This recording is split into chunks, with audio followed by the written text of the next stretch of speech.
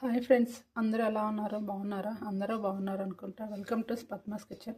ఈరోజు మనం తయారు చేసుకునేది కోకోనట్ రైస్. అందుకు కావాల్సింది ముందుగా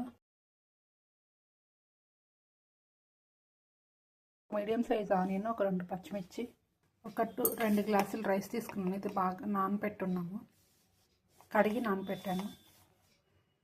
కొబ్బరిని ఇలా మిక్సీ చేసి మెత్తగా రుబ్బి పెట్టుకుని ఇందులో వాటర్ మాత్రమే తీసుకుంటే ఇది 1 కప్పు వాటర్ వస్తుంది. ఇంకొక 2 కప్స్ రైస్ వాటర్ వేస్తా. 1 కప్పు కొబ్బరి పాలు, 2 కప్స్ వాటర్. కొంచెం గీ వేసుకుందాము. ఈ గీలోనే కొంచెం మసాలాలు వేసుకుందాము. ఇప్పుడు కొంచెం నూనె వేసుకుందాము. ఆనియన్స్, పచ్చిమిర్చి, కొంచెం సాల్ట్, కొంచెం కసూరి మెతి వేసాను, జింజర్ గార్లిక్ పేస్ట్. మనం ఇందులోనే కొంచెం మిరియాలు కూడా దంచి ఇంట్లో కలిపేసాను. ఈ విధంగా ఫ్రై అయి నూనెంతా సపరేట్ అయిపోయింది. ఇప్పుడు రైస్ వేసుకున్నాము. ఈ కప్తో 2 గ్లాసెస్ రైస్ తీసుకున్నా, అందుకని ఈ కప్తో 3 గ్లాసులు. 1 కప్పు కొబ్బరి పాలు, 2 కప్పులు వాటర్ పోస్తాను.